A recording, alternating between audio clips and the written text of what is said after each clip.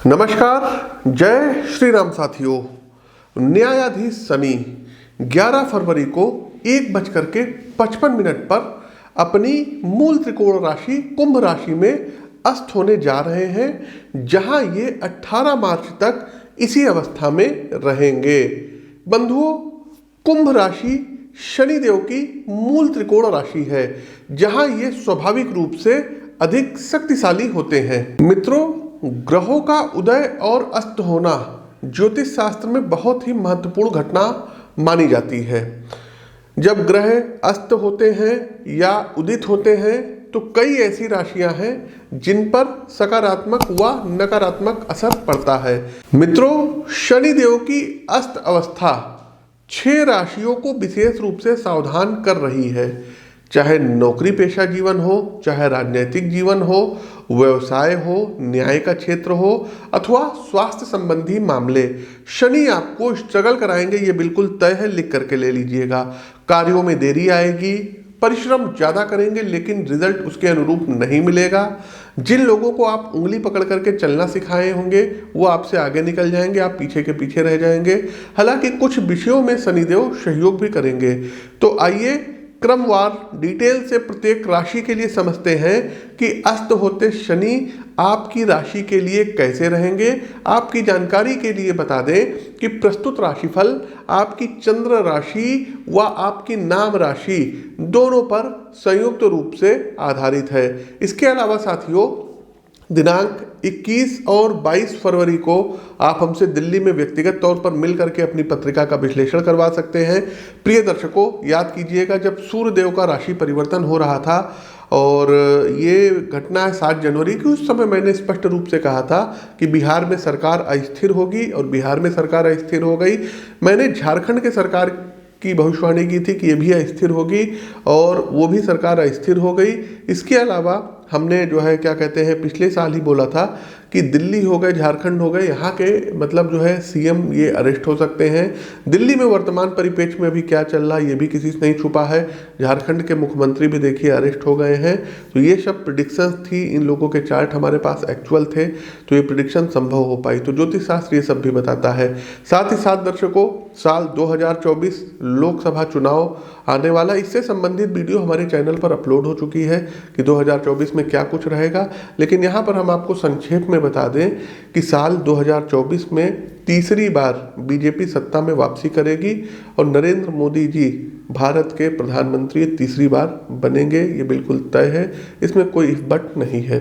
साथ ही साथ शनि के घर में सूर्यदेव जा रहे हैं, तो बड़े जो पॉलिटिकल लीडर्स हैं, किसी स्टेट्स के सीएम हैं, इनके साथ कुछ जो है अनहोनी हो सकती है। साथ ही साथ हो सकता है कि जैसे दिल्ली हो गया, दिल्ली के मुख्यमंत्री अरेस्ट कर लिए जाएं, या झारखंड में कुछ जो है मतलब परिवर्तन दिखाई दे रहा है, और इसके अलावा बिहार इत्यादि हो गया। तो इन सब जगह स्थितियां कुल मिलाकर के राजनीतिक दृष्टिकोण से ठीक होती हुई नहीं दिख रही है। महाराष्ट्र में भी कुछ स्थितियां गड़बड़ हो सकती हैं। धनु राशि, तो धनु राशि के जातकों, शनि आपके दूसरे और तीसरे भाव के स्वामी हैं, तीसरे भाव में अस्त होने जा रहे हैं। यह जो समय है मानसिक स्तर पर स्ट्रगल कराने वाला है। पेशेवर जीवन, व्यवसाय और परिवार को लेकर के आप विचार मग्न रहेंगे तथा आप अपना अधिकांश समय भविष्य की योजना बनाने पर व्यतीत करेंगे। कुछ एक व्यक्तिगत मामले ऐसे भी हो सकते हैं साथियों, जहां ओवर थिंकिंग आपको दिमागी तौर पर टेंशन में डाल सकती है, इसलिए चिंता से ज़्यादा चिंतन को महत्व दीजिए। व्यवसाय को लेकर के भविष्य के संदर्भ में रणनीति तैयार करने पर आपका ज़्यादा जोर रहेगा। फ्यूचर स्कीम के बारे में इतना अधिक ना सोचिएगा कि वर्तमान के मुद्दों पर निर्णय ना ले पाएं, अन्यथा कुछ बड़े अवसर आपके हाथ से फिसल सकते हैं। परिवार के प्रति आपको समर्पित रहना होगा साथियों। अपने भाई बहनों की बढ़ चढ़ करके सहायता करिए, आर्थिक रूप से अथवा एक गाइड के तौर पे जिस प्रकार से बन पड़े उनके साथ खड़े रहिए। प्रोफेशनल लाइफ में मेहनत ज़्यादा करनी होगी। यदि आप अपने दायित्वों से कतराते हैं तो समय किसी अन्य को अवसर दे करके आगे बढ़ा देगा और आप व्यक्ति की दौड़ में पीछे रह जाएंगे।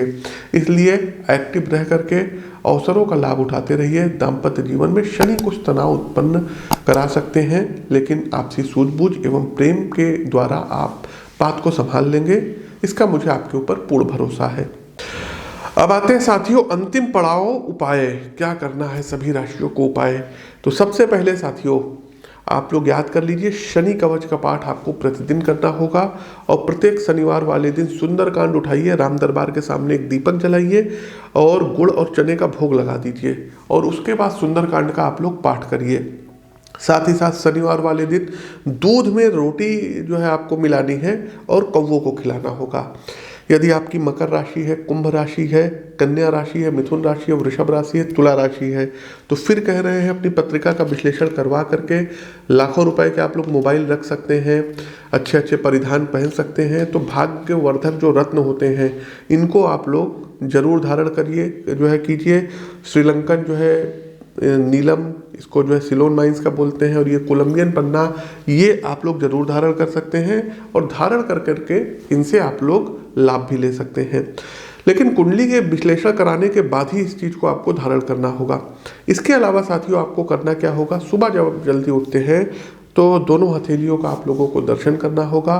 और यदि आपके घर के आसपास कोई गरीब है, मजदूर है, उसकी हेल्प करिए, मदद करिए। उसके बच्चों के पढ़ाई का आप खर्चा उठा लीजिए, खाने पीने से संबंधित उसकी मदद करिए। यदि कोई बीमार है तो उसका आप लोग इलाज कराइए। तो धर्म कर्म के ये काम आप लोग करते रहिए। प्रतिदिन 3 पाठ हनुमान चालीसा का आप लोगों को नित्यांत रूप से करना होगा। तो प्रिय दर्शकों, ये तो था शनि अस्त का सभी 12 राशियों पर प्रभाव। कैसा लगा कमेंट बॉक्स के माध्यम से अवगत कराइए। नए हैं तो चैनल को सब्सक्राइब करिए, बेल आइकन दबाइए। अपनी वाणी को विराम देते हुए ज्योतिष के इस मंच से मैं पंडित आशीष वत्स आप सभी प्रबुद्ध साथियों से विदा लेता हूँ। नमस्कार, राम राम।